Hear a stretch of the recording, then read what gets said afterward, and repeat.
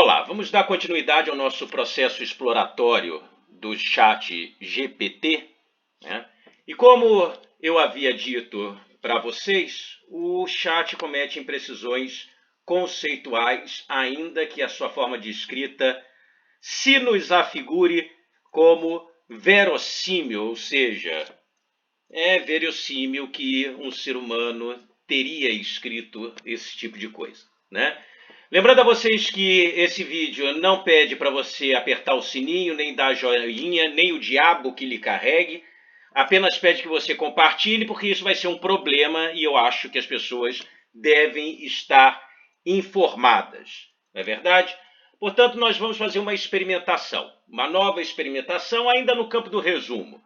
Se eu pegar um trecho daquele texto do Kant, resposta à pergunta, o que é esclarecimento, solicitar que a máquina faça um resumo, o que vai acontecer?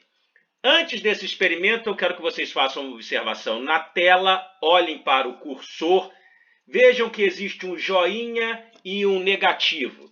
Isso significa o quê? Que o sistema vai funcionar por feedback humano, ou seja, na medida em que as pessoas comecem a interagir com a máquina, dando os seus feedbacks positivos ou negativos, a máquina se autocorrige, né? Então, ela tem um aprendizado contínuo, né? Por reforço, seja reforço positivo, seja reforço negativo, né? Aliás, ideia que está no fundamento dos sistemas de informática em geral, seu modo de funcionamento por feedback, retirado lá de velhinhos e priscas pessoas nascidas no início do século XX, como Norbert Wiener e Bertalanffy, na sua teoria geral dos sistemas, né? E o Norbert Wiener lá nos seus textos sobre cibernética. Mas vou fazer aqui o experimento e ver no que dá. Nós temos aqui um site lá do Thomas Conte, do INSPER, ele vai fazer uma reprodução aqui do texto do Kant. Vamos pedir o que é o esclarecimento, vamos pedir para ele resumir um trecho. Vamos ver um texto grande, mas não deveria haver uma sociedade, etc, etc. Vamos aqui, vamos ver se o texto resume, vamos ver se ele comporta resumir um texto desse tamanho, tá? Faça um resumo em 200 palavras do seguinte texto. 2 pontos, vamos colocar o texto aqui e vamos ver o que vai dar.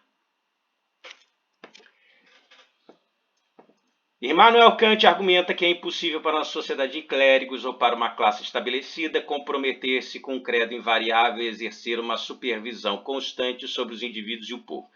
Ele afirma que tal contrato, que impediria o progresso do conhecimento humano, é inválido, mesmo que seja confirmado pelo poder supremo. Kant acredita que é um crime contra a natureza humana negar o progresso do conhecimento e a posteridade tem o direito de rejeitar decisões tomadas de maneira ilegal e criminosa.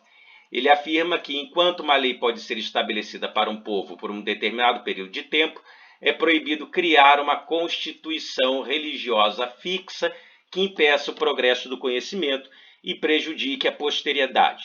Kant defende a liberdade de expressão e a liberdade de consciência e acredita que cada indivíduo deve ser livre para buscar o conhecimento e a verdade por conta própria. Bom, ele resumiu lá o texto, mas vamos ver se bate alguma coisa, né? Infelizmente, essa confiança cega na máquina talvez seja prejudicial. Ainda que é de se crer que muitas pessoas vão usar o sistema com uma crença cega, né? Então, vamos lá. Mas não deveria uma sociedade eclesiástica, por exemplo, uma assembleia de clérigos ou uma respeitável classe, como a si mesma se denomina entre os holandeses, estar autorizada, sob juramento, a comprometer-se com um certo credo invariável, a fim de, por este modo de exercer uma incessante supertutela sobre cada um dos seus membros e, por meio dela, sobre o povo, e até mesmo a perpetuar essa tutela, isso é inteiramente possível, digo eu. Tal contrato, que decidiria afastar para sempre todo ulterior esclarecimento do gênero humano é simplesmente nulo e sem validade, menos que fosse confirmado pelo Poder Supremo, pelos parlamentares e pelos mais solenes tratados de paz. Até que o resumo está indo. Uma época não pode se aliar e conjurar para colocar o seguinte em um estado em que se torne impossível para esta ampliar seus conhecimentos, particularmente os mais imediatos, purificar-se dos erros e avançar mais no caminho do esclarecimento. Isso seria um crime contra a natureza humana, cuja determinação original consiste precisamente neste avanço. E a posteridade está, portanto, plenamente justificada em repelir aquelas decisões tomadas de modo não autorizado e criminoso. Quanto ao que se possa estabelecer como lei para um povo, a pedra de toque está na questão de saber se um povo se poderia ter ele próprio submetido a tal lei. Seria certamente possível, como se à espera de lei melhor por determinado e curto prazo e para introduzir certa ordem. Ao mesmo tempo, se franquearia a qualquer cidadão, especialmente ao de carreira eclesiástica, na qualidade de sábio, o direito de fazer publicamente, isto é, por meio de obras escritas, seus reparos a possíveis defeitos da instituição vigente.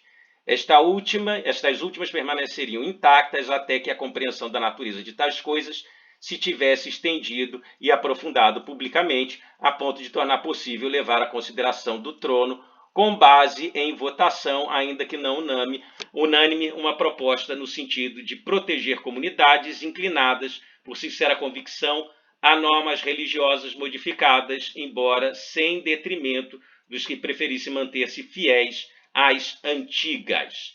Vamos ver de novo? Não li o texto todo, mas vamos ver de novo. Immanuel Kant argumenta que é impossível para uma sociedade de clérigos ou para uma classe estabelecida comprometer-se com um credo invariável e exercer uma supervisão constante sobre indivíduos e o povo. Ele afirma que tal contrato, que impediria o progresso do conhecimento humano, é inválido mesmo que seja confirmado pelo Poder Supremo. Kant acredita que é um crime contra a natureza humana negar o progresso do conhecimento e a posteridade tem o direito de rejeitar decisões tomadas de maneira ilegal e criminosa. Ele afirma que, enquanto uma lei pode ser estabelecida para um povo por um determinado período de tempo, é proibido criar uma constituição religiosa fixa que impeça o progresso do conhecimento e prejudique a posteridade. Então, apesar de aparentemente condizente, esse tipo de resumo foi capaz de apreender o cerne do argumento que Kant está estabelecendo nesse texto, ou seja, esse texto é capaz de responder, esse resumo é capaz de responder ao problema sobre por qual razão seria impossível ou seria indevido que uma comunidade eclesiástica, a igreja, estabelecesse limites para as discussões sobre assuntos teológicos, ou seja, que a igreja estabelecesse limites à capacidade de raciocinar.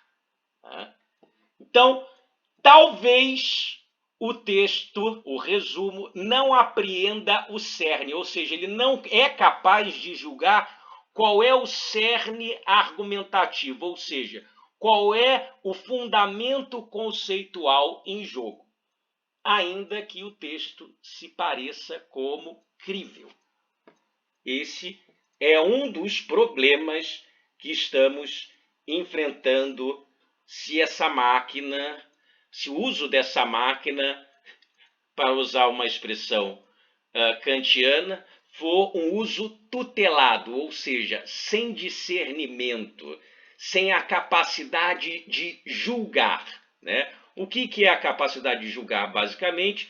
É a partir da multiplicidade você conseguir reunir essa multiplicidade sob um conceito capaz de caracterizar esse múltiplo, essas várias coisas que estão diante de você, né? E, ao mesmo tempo, significa a capacidade de, dado um conceito, verificar se um objeto qualquer, uma coisa particular qualquer, uma ideia específica, cabe dentro daquele conceito ou está sob aquele conceito, né? Então, tenhamos cuidado, porque o problema ainda não acabou, como veremos no próximo vídeo.